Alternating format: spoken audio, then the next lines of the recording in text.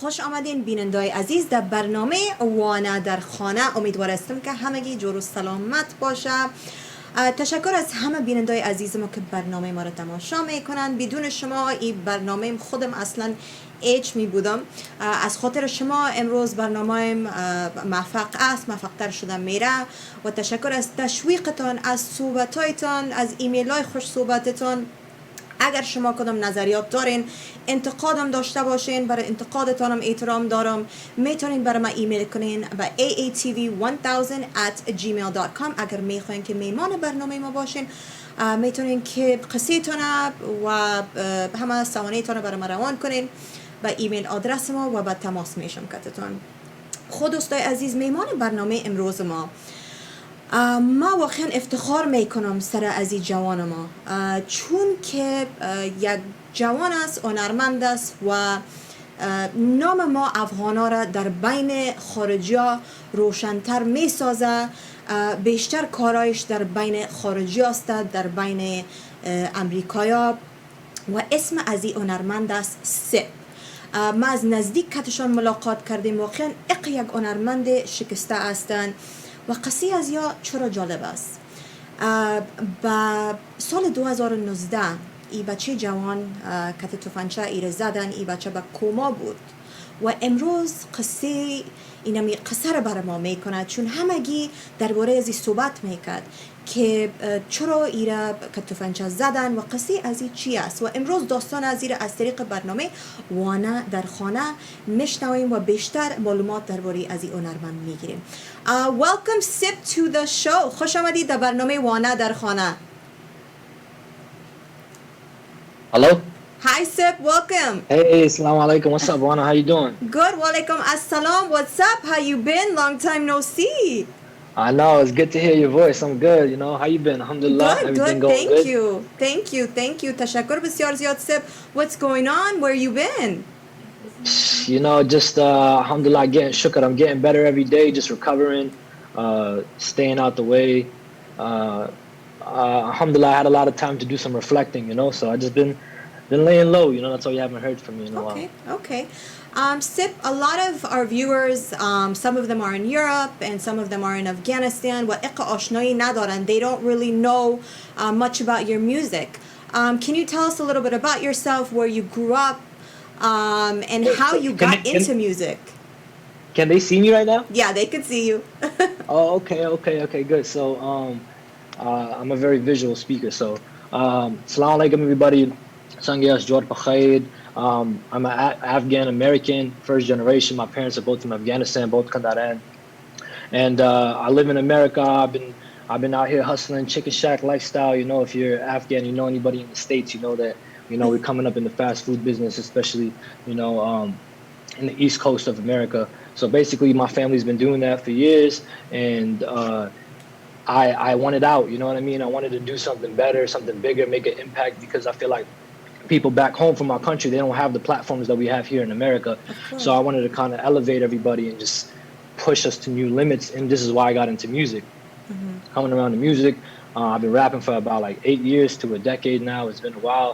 I mean, if you haven't heard of me and you're Afghan, I don't know what you're doing. You must be doing something wrong, or I must be doing something wrong. But yeah, I feel like I've done it all. Wana could vouch for me. She's seen me do it off top. You know, she's seen the freestyles. She's seen my music videos. I've done shows with people with the likes of like French Montana. You know, I got a song with French Montana that we're working on right now. I've done shows with, I don't know who else they know in the American industry, but some relevant guys. But I'm trying to be the most relevant, and I'm trying to do it for my Afghan people, inshallah. So. Definitely. What genre of music do you sing? What would you consider your genre? It's the most frowned upon genre, I would say, in the Afghan community is rap. You know, I'm a rapper, but I want to push it further than that. You know, so I've been working on making some more pop music and some crossover music. You could hear my stuff at an Afghan wedding. That's one of my goals too. Okay, have you ever rapped in Pashto by any chance? I have, you know, a couple lines. You know, I've actually written like a verse in Pashto, and it's okay. I just need to expand my vocabulary and learn, you know, the dialect a little bit better. But yeah, you know, I try dabble. Okay, okay. Who are your influences? Who influenced you to start rapping? Uh, to the style to how I am, it's more like I kind of grew up on just everything around me. You know, it wasn't one person in particular. I was always a dancer. You know, I would start dancing crazy and putting on a show for everybody out there. So it was always in my blood to entertain. But when it came to like specifically rapping, it's a guy named J. Cole. You know, he puts out a lot of conscious music, and he carried himself very Yeah. honorable, you know, and very humble dude. So coming from Afghan, you know, our culture is the same. We're very humble, you know, but we're strong-headed people. So yeah, when I saw him do it, it kind of correlated, you know, with me. Okay. As you know, as I know it's really hard to become, especially a rapper or a singer, it's really hard to get support from Afghans, especially from family. I mean, even when I came on TV, I had certain family members against me being on TV and putting myself out there. It's probably a little bit easier for guys, but what kind of support did you get from your family? Did you get any type of criticism? You know, they usually want you to be a lawyer, a doctor. You know what's funny, Wana, is I went to school to be a dentist. You know, like Okay. first couple of years after going. I always rapped in high school, but I never thought of it as much. And then the Afghan community started pushing me, like, you're actually good, like, what's you know, like, try again, you know. And I would keep continuing to release stuff. And then one day I released a song called Flex, and in that song I actually have a Pashto line. I say, tell me, what do you live for, Zoy? The child of Tamre, Zoy. You know, and that when I put that out there, Afghans took that. I got like 10,000. It was my first single ever, but like the music video got like 10K in the first week. And then like after that 10K, a lot of songs died out, but it picked up momentum and it kept going. It was all thanks to Afghan. So when that happened, it was like I went to my parents and I was like, I'm on the verge of getting like 100,000, 200,000 streams on my first single ever released. Like I think I can make a living out of this.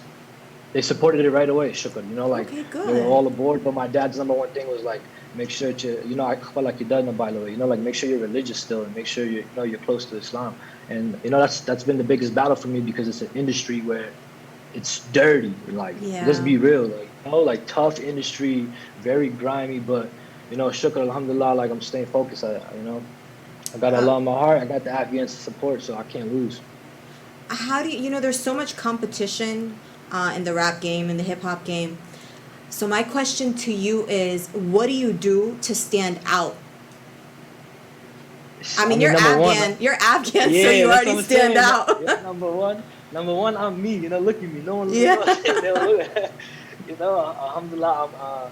And I think number two is my personality. I think that's where a lot of people like differentiate me from other people in the industry. Like, you know, when you meet me, like if you really meet me, like You're this so interview, humble, this by the way. You are so yeah, humble. yeah, sure. And alhamdulillah, it's because of our culture. Like our people are normally humble. Like, you know what I mean? It's almost disrespectful to not to be cocky. You know, so I stay confident within myself. But when I carry myself, you know, with whoever I meet, I try to be very transparent. You know, and I try to be very like open. And I think that's like right away. If you walk in a room and you could spot that right away. And I think it's the biggest thing for me. You know, because I don't want the kids behind me to grow up and be like, oh, like Sip did it, you know, like Sip was like acting like that, you know. So I just try to protect that. Of course. Sib, have you collaborated with any Afghan artists? Yeah, actually a few, man. I mean, I'm trying to do more. If you're Afghan, you're an artist. If you're a singer, if you're literally do the Wadagazili, like you're like a Nashnaz, like yo, hit me up. I'm down to work with anybody. I can elevate you. You can elevate me. I've worked with like uh some dude named AFG Usuli, you know, it's like my right hand man. Some younger kid named King Sullen. These are rappers, but I've always wanted to expand because I feel like we're the only community that separates our culture. Like if you're not doing anything Afghan, they try to like, but I think we should just bring everything together and elevate the audience for the Afghan community, you know. So um I've worked with a couple, but I would like to work with way more if And you possible, you know. collaborated with Muji, right? You guys did a hit And song. Muji, yeah, how could I forget? Oh, yeah, of course, Muji. That was like the first person. She popped it off for me, and I was like, she had a lot of controversy. Like that's my sister. She had a lot of She controversy around speaks her at the very time, highly of you, and very highly of yeah, you. and the thing was is like everyone at the time was like pushing her away and belittling her and like trying to, and I was like, we have to take her like in even more, like, you know what I mean, like she's so prideful of what she speaks in, like, you know what I mean, everyone has, like, that's the thing with the Afghan community. If you don't think one way, we're like, oh, get out of here, like, you know what I Yeah. mean, and it should be like, it's like, nah, like she has so much around her going at the time, so it was amazing. Like she's like that's why I didn't think when you said collab, because she's like my sister, Yeah. and I know Yeah. you're close. I know you're close with her too. Yes, So I am. I am. yes. Yeah, yeah. So I know you over. She Yeah, has a you good already get heart. what. Yeah, exactly, and that's what people don't get. You know what I mean? That's what Yeah. people don't get. They see the post, and that's all they judge you off of. They don't understand the context. They don't give you. And that's the biggest thing in our community. Because I've been doing. I'm sorry to go deep into this, but I've been doing a lot of TikToks lately, and I do a lot of controversial stuff on there on purpose, just to see what kind of conversation it will stir. And I see that, like, no matter what I put, whether it's good or bad, someone in the Afghan community always has something bad to say about it.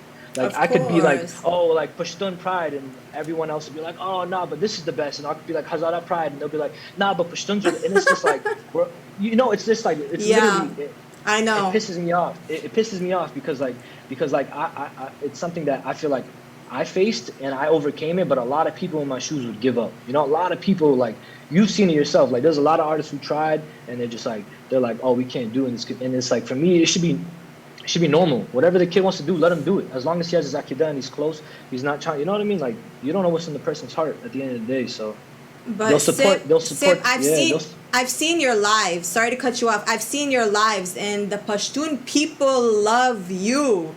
I mean, they love you. They show you mad love. How do you feel? I mean, do you feel more love from Pashtun people than people from Kabul or people that just speak Dari? Yeah, what's funny is that at first I used to like exactly what I mean. I was in this bubble where I thought that existed until I went, like, my manager JB's Kabli, and the love he showed me, like he showed, like, everyone knows, all my Kandari boys know, like, no one shows me love like JB does, like, like, and he's Kabli, like, his family is like, but they show so much love, and that's when, like, all, like, I think we're so stuck in our own bubble. Like, I push myself in environments that I'm uncomfortable in. It's not normal to just fly out and meet some dude. You know what I mean? I put myself in that position to meet JB, took the risk.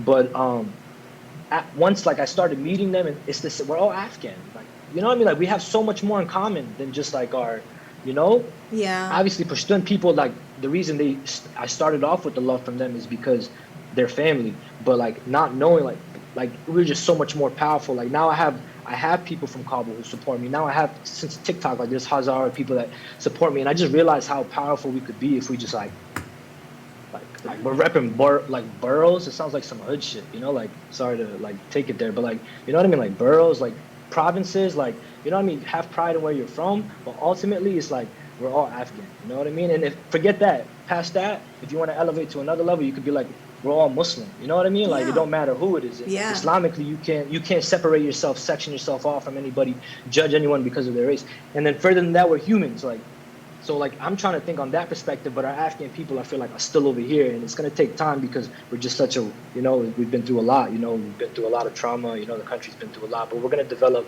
and I feel like it's the people's job from outside of the country who have the platforms, like people in America, people in Germany, people in Canada, and UK, to come together and be like, hey, we got the resources, let's try to push the knowledge or change the mentality over there, because the mentality is ultimately everything. You could give them $1 million, but if you don't change the mentality, it's the same thing. We You're have to focus absolutely on right. changing the mentality.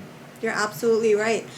Sip, you've worked with a lot of major artists such as Cardi B, French Montana, people outside of the Afghan community. And you've also worked with Afghan artists. I've seen you perform at an Afghan event. What do you think us Afghans lack in the music I would industry? say- What do you think we lack? I'm sure you see all of the drama all over social media. Yeah, What do you? I think ultimately it comes down to unity. Like, I'll be honest. Like, one thing I realized, like, the people in the industry, like, when I face them, I'm an outsider coming in. They're so unified against anyone from the outside, But Afghan community, they're always open with bringing in outsiders. But if someone in the community is trying to do it, they're like, nah, it's not meant for us. Our people don't do this move. Let that guy do it, like.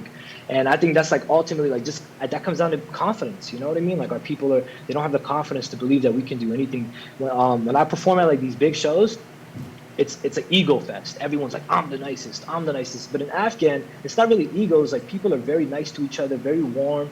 It's like the confidence to break barriers and just say whatever and do whatever. You know what I mean? That's what it was with Muji. Like that's what at first that I saw, and I was like, whoa, like her main purpose was to break barriers. You know what I mean? You know, Yeah. and some people might have disagreed with that, but I personally saw potential in that, and you know, so I think ultimately it comes down to that. Like our people need to be more open to breaking barriers, and I'm not saying to reform the culture and start doing different things, but you can do that while still being Afghan, and still doing, you know, still practicing Islam. You know what I mean? It's just people look for. Specifically the Afghan community, they look for the most weird things to pick at. And I think if we just look at the big picture, then ultimately, you know, I don't Yeah. know. It's just, I could go on for days about the subject. No, but you're speaking facts. You're speaking Yeah, I know. facts. And I'm over Yeah. here keeping it raw, like not even thinking that so many people are watching this, but I'm hoping like someone somewhere like watching this is like looking at me and being like, wow, this kid, you know what I mean? Like there's someone else that thinks like me, you know, and I just want to make this idea, this way of thinking more common.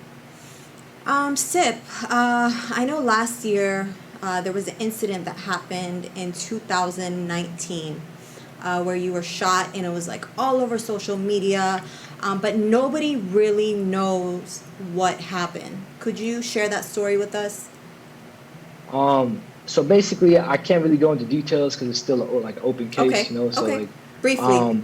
but for the gist of it, like I would just say like, uh, just I think you have to be very beware of your environment and the people you're around. You know, even if you don't have the intentions to do what you know certain things like uh, just being in that environment will eat you alive. You know what I mean? Like Yeah. you know, and I think that's one thing that the industry like I think I don't even want to say but like that Allah was trying to teach me like me being in this industry like I was coming around a lot of bad people. It's a very dirty industry, you know, Mm-hmm. like for the main point like it's a very grimy industry. So just being around certain people, you know, and this is a way of pulling me back. Like I look at it in a way where like for what happened, I feel like I walked away untouched, you know, like I was carried the entire way through like gracefully, you know, like I went through a lot, you know, I lost 12 units of blood. You know, I was bleeding almost to death on the sidewalk. I got shot in my neck.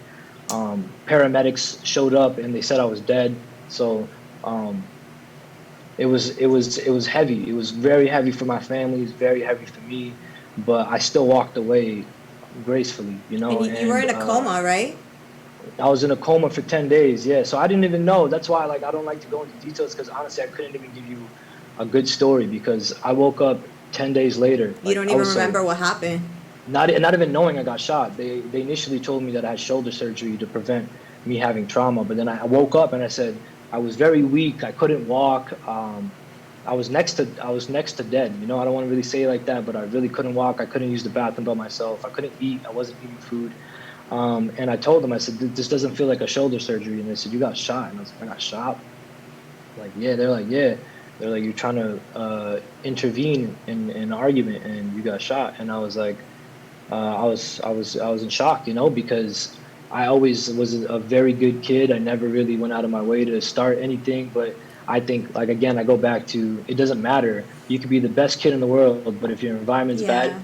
bad things are bound to happen to you, you know. So um, ultimately, walking away from it, I just try to like keep an eye on my environment, you know, keep an eye on the people around me, and just stay level-headed because that Allah gave me a second chance, and you know, I say Alhamdulillah every day I wake up, you know. So it was real deep. It was real. It's been quite a journey, It wasn't but like I said, anything racial, right? Was it racial or just wrong place, nah, wrong time? it wasn't racial at all. You know, like it wasn't racial at all.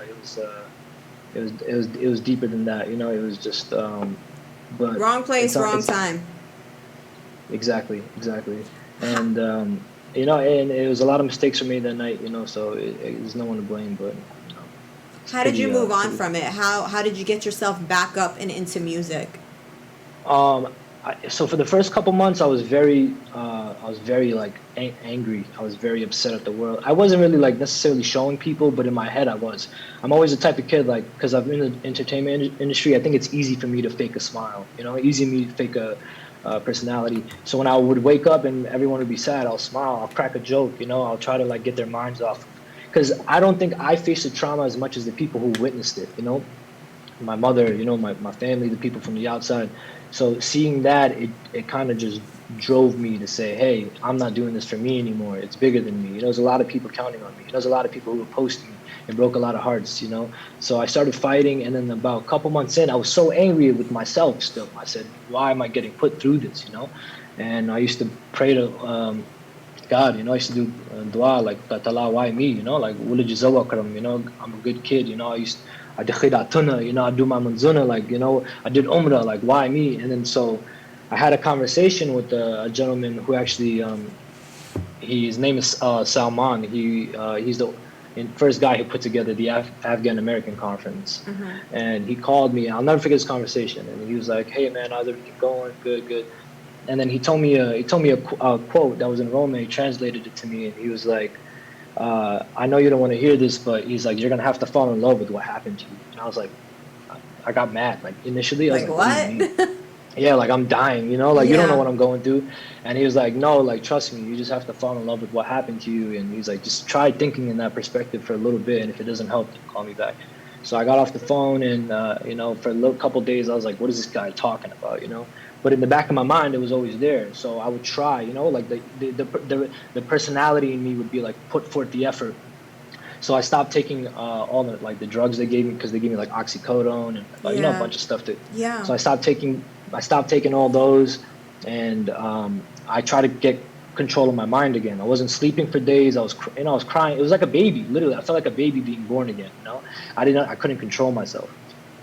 So It was probably couple depression. There's so much trauma, yeah, all the it meds. was just like, it was more confusion, because I was Yeah. like, you know, like I didn't like, you know, I waking up not even knowing I got shot. It was just confusing to me.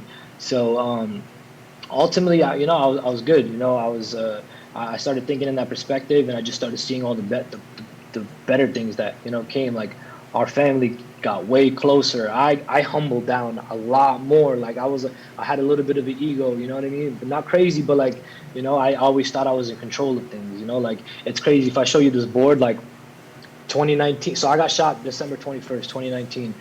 The whole month of December, I was planning my release with like with French Montana. This is, I'll Oh, never just erase this damn. board. I had like, you know, like my budget, and I was like, oh, I'm in control. Like I got everything. And I Yeah. realized, like, you're not in control. You know, this is like Allah has everything mapped out for you, you know, and you just got to be the best human being every day you can be, and just live your life. And that's what I've been, you know, after speaking with Salman, and keeping that idea in mind, I just like I grew from it tremendously, you know, tremendously. And I think that's the key to bouncing back from any trauma, uh, is telling yourself that this happened, it's inevitable, you know, it's happened. Like, what's next?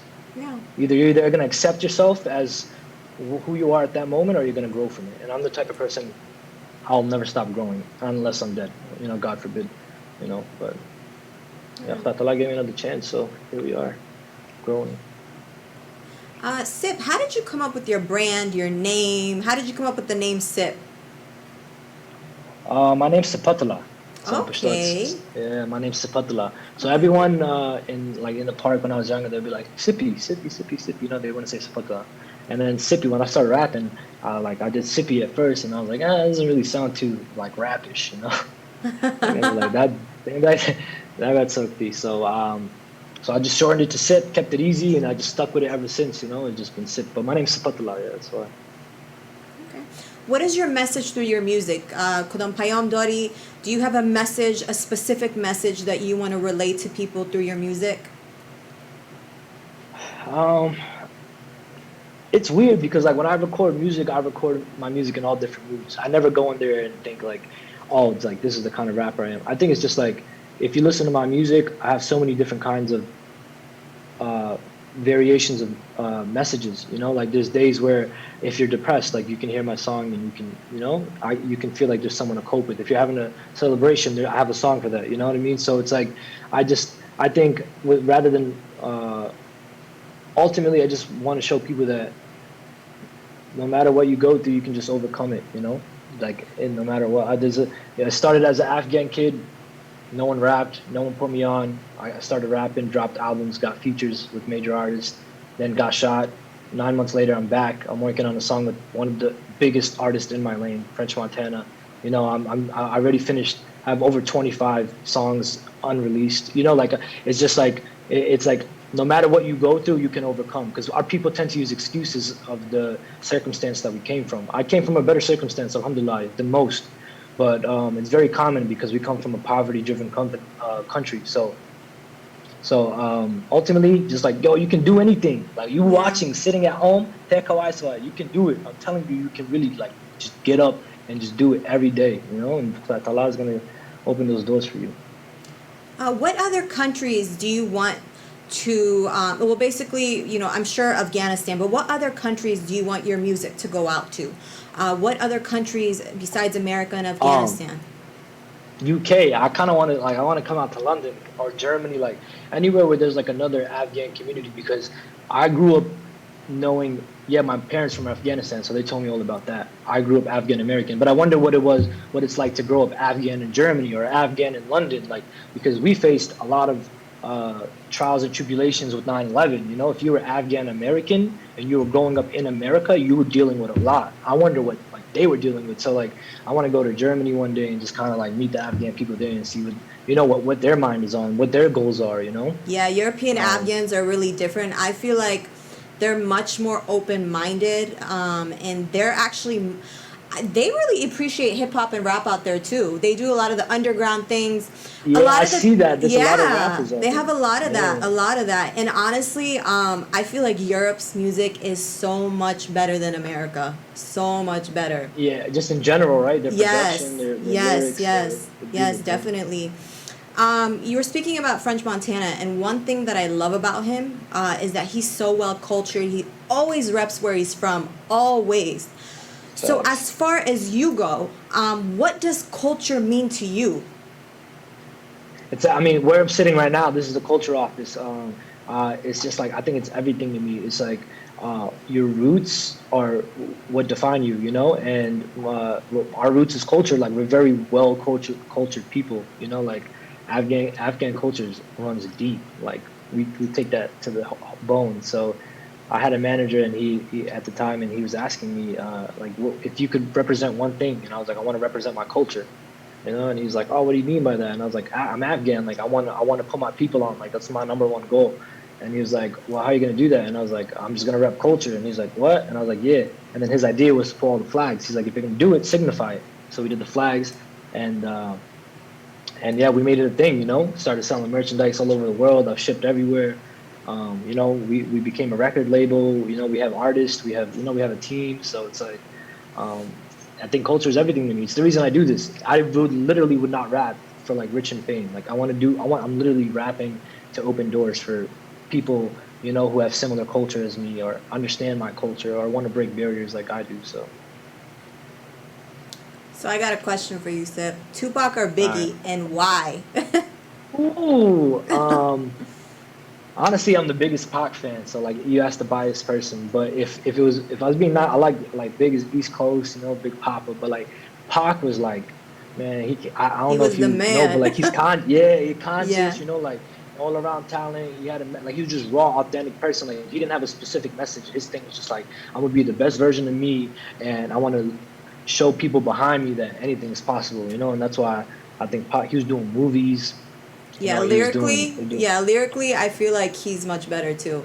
yeah, he was actually talking about stuff where you're like, you hear That's it, you have to happening run it back. now. He's talking about stuff that's actually happening now. Yeah, it's crazy. That's why Pac all day. So, in the future, if you were to collaborate with the major artists, whether it's rapper, whoever, who would you want to collaborate with? Um, damn, that's a tough one. I wouldn't even pick a rapper because like I rap, you know, so it's like I feel like I'm the best rapper, so I wouldn't really. Um, Okay, but female rapper, female artist. female, I'll probably do like a singer, you know, like maybe like imagine doing like I don't know, like imagine an Afghan kid like doing a song like Beyonce, like that's Yeah, that's crazy. You know what I mean? Like that'd definitely. be, you know, that's crazy. Like Or if I did it with Shakira, Jay, yeah, Beyonce, J yeah, Lo. Shakira, yeah, Yeah. any of them, I'll take anything. Give me anything. But yeah, that's kind of where I'm headed towards now. I think like I established myself as a rapper, so now I kind of want to break barriers within myself and say, hey, let's try doing some things with some singers. So I've been working on some stuff. I was in LA like a week ago. So it was nice. Okay. If you were to go to dinner with one person in the world, who would it be? Can I pick you? Oh, good answer. We're going to dinner next time you come out here. Inshallah, nah. But aside from you, if I could pick one person, man, Yeah. Man, that's a tough one. I don't know. I don't know. There's two sides of me. A part of me is saying someone like Mufti Mink, it'd be a very mind-opening conversation to sit with him, or another person would be like someone in my industry, which is like a Drake, Okay. I know you said one person, but like, I don't know. Okay. That's a tough one. Okay. All right. And what advice do you have for upcoming rappers, Afghans, who are trying to make it out there in the international market? Stop asking your parents for advice, man. Jeez, let's stop doing that, because your parents are your parents and they're not your music advisors. They're not going to like your music. They're going to support your music, but they're not going to get it. So you're a new generation. Go out there, get it on your own, build your own platform. You're doing this because you love to do it, not because your mom wants it, not because your dad wants it, not because your friends want it. It's because you want it. If you're doing it for any other reason, stop right now. But because you want it, get up, go do it every single day, and don't rely on nobody. Just keep pushing and pushing and pushing and working. It's Instagram, it's TikTok. You could post a video on TikTok today and have 4 million views tomorrow. It literally could happen. It's happened. So sky's the limit. You just got to get creative. Put your back against the wall. What are you going to do? Okay, and how can people listen to your music? Can you give us some outlets that they can go check out your music on? Yeah, honestly, YouTube, you could Google Sip of Reality. Sip of Reality, I mean, you type Sip, you might not find it because Sip is a common word, but if you type Sip of Reality on YouTube, Spotify, Google, anything, like it's going to pop up. You'll see all my videos. I'm not hard to find, and you could just like literally look and just ask Siri, hey, Siri, Sip of Reality, it'll come up. Okay. But yeah. Can you spit a little something, something for us? You know what I should do? I should spit that Pashto thing for you. Do it. Alright, probably won't have a beat, but I'll just rap it. I'm just probably gonna rap. Let me see. Where is that? I wrote it. I don't know if I have it on that. That's funny.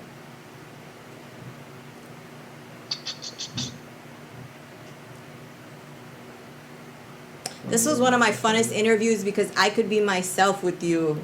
And at first I was anxious. I was like, I hope it doesn't feel like an interview, No, but it didn't. really. I I could be myself. I don't have to be too formal. Yeah, shukr, man. Just chilling. But everything's good with you? Family's good? With Everybody's the COVID good. Stuff? Thank you. That's good, shukr. Yeah, that's good. Someone asked me, they're like, he was in LA. You should have asked him when he was out here. I was like, I didn't know. No, I came out there and I'm sorry I didn't hear. I should have, but like it was the first time since You've been back, I know, since the yeah, incident. since everything. So I just wanted to lock away and just kind of get my emotions out there. Of course. Next time, inshallah. Inshallah, yeah, I'm gonna come out. You know me, I'm trying to relocate there long term, inshallah. So Cali's definitely the place, especially when you're into music. I feel like we have really good producers out here. yeah, no, it's a lot of There's more opportunity out here. yeah. I don't know if I can find that Pashto. I feel like a clown right now. I recorded so much music in the past week. I recorded about like 16 just in the week. So like my notes are crazy right now,